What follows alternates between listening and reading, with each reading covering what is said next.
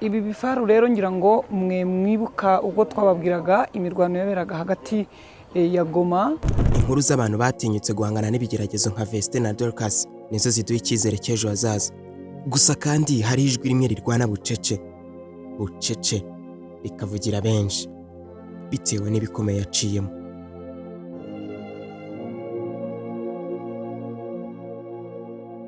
Ni umuntu ukunda kubona kuri kamera agusesengurira amakuru, ariko wibuke ko hari inkuru ikomeye iri inyuma y'ubuzima bwe. Yabuze mama we akiri muto, saramurera kugeza amugejeje ku nzozi ze.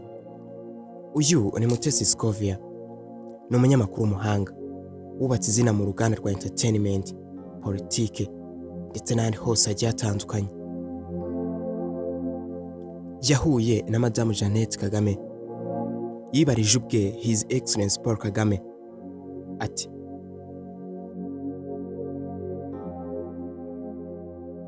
kutagera ku musozo w'iki kiganiro ni uguhomba byinshi bikomeye. Byaba byiza ufashe agatebo ukicara, ubone nanjye ukanyemerera nkubika amacupa nkegura ibitabo, ubone nkazunguza ubwonko nkakuvira imizi n'imizingo ku rugero rwa Mutesi Scovia. Wihanganye bikomeye, tutatinya kuvuga ku rugamba yarwanye nka Veste na Dorcas nabo barwanye, kugira ngo tube tubazi nk'abana bahembura imitima yacu binyuze mu ndirimbo baduha. Ubundi Mutesi Scovia yavutse mu 1986, bivuze ko afite imyaka 39.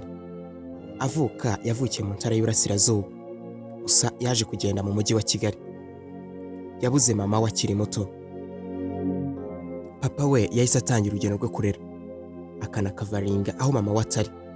Scovia Mutesi ubu atuye mu mujyi wa Kigali, afite impamyabumenyi y'amashuri yisumbuye mu bumenyi bw'abantu, Human Science. Ubu akora nk'umunyamakuru ndetse akaba n'umuyobozi mukuru w'urubuga rwa internet Mama Urwagasabo.rwa, rwandika inkuru zishingiye ku buringanire n'ubwuzuzanye, cyane cyane ku birebana n'imirimo yo mu rugo idahabwa agaciro kandi ndishya. Scovia afite inzozi zo kuba inzobere mu gutara no gutangaza inkuru zifite isano n'uburinganire, ndetse no gushinga ikinyamakuru gikomeye kizwiho gutangaza inkuru zubaka zuzuye kandi zinoze. Kuri ubu ni umwe mu banyamakuru bahabwa amahugurwa n'umushinga wa IWMF in Country Training Reporting Fellowship in Rwanda. Itsinda ry'abanyamakuru b'abahanga bamara umwaka biga amahame y'itangazamakuru, hanyuma bakashyira mu bikorwa binyuze mu mishinga yo gutara no gutangaza inkuru.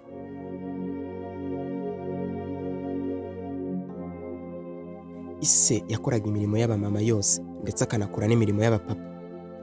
Yamwishyuriye amashuri, no kuvuga ko byose ngenerwa by'umwana yabihabwaga na se gusa. Yaramureze kugeza aho abaye umugore. Kuri ubu Scovia ni umugore ufite umugabo umwe ndetse n'abana.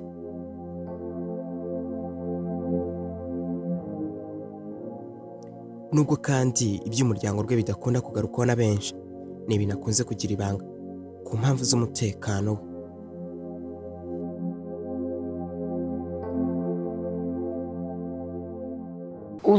uzi kubona umuntu ari mu kabari ukabona nk'umwana w'umusore mutoya afite abakobwa nka 6, bose bariye baranywa bari we wishyura, kandi yari abahungu 6 bahuye, iyo bagiye kwishyura barasharinga bakomaho baragabana fagitire.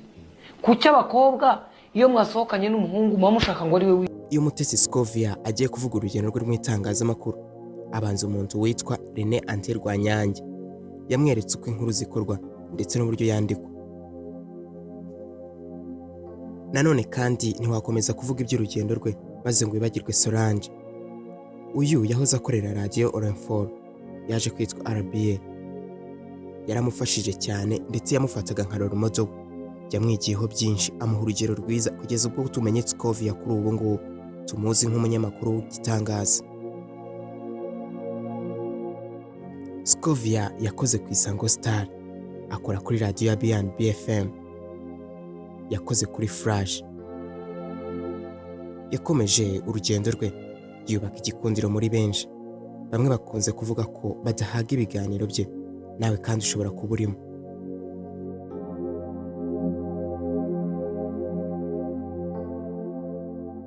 Yabaye ijwi rya rubanda, kuri ubu abinyujije muri brand yubatse ubwe. Uwamwita Mama Urwagasabo ntiwaba ugiye kure y'ukuri, kuko aha niho tuvoma amakuru y'isoko yuzuye ubuziranenge. Mama Urwagasabo yarwaniriye benshi nubwo bamwe batabimenye. Ntawe uzibagirwa uburyo yatumye Titi Brown afungurwa, kandi ntawe uzigera yibagirwa uburyo yavuganiye Prince Kid. Niwe watumye ko ufite mituweli wakivuriza ahantu hose.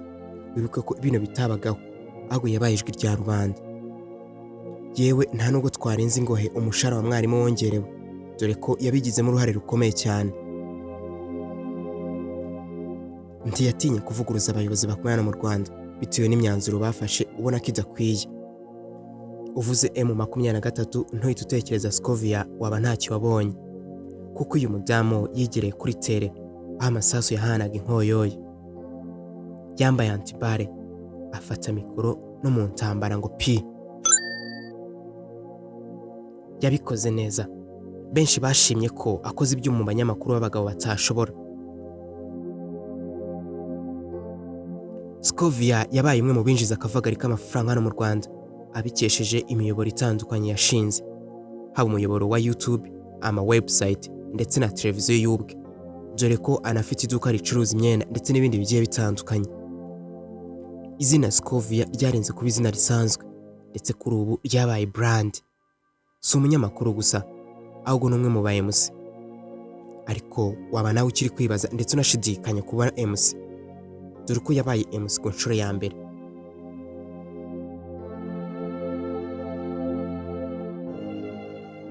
Ubwe yagiye kubyivugira, abivuga mw'aya magambo agira ati: ubundi nagiye mu bukwe dutegereza MC turarambirwa, mbona bakomeje guhangayika, nahise mfata iry'iburyo dore ko nari nsanzwe ndi umunyamakuru uvugira mu ruhame, ntibyari kunanira, nari nsanzwe menyereye uruhame. Ubwo niko nahise ko mfata mikoro ntangira kwemusinga. Byarangiriye aho yakomeje kwitoza bidasanzwe, arihugura, birangira abaye mu profession.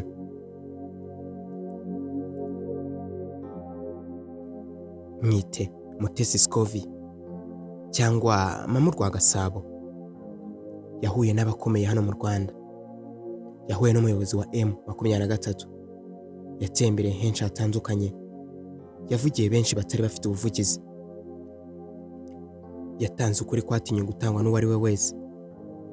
Uvuze ko afitiye akamaro leta y'u Rwanda kandi n'abanyarwanda ntibaba wibeshye cyane.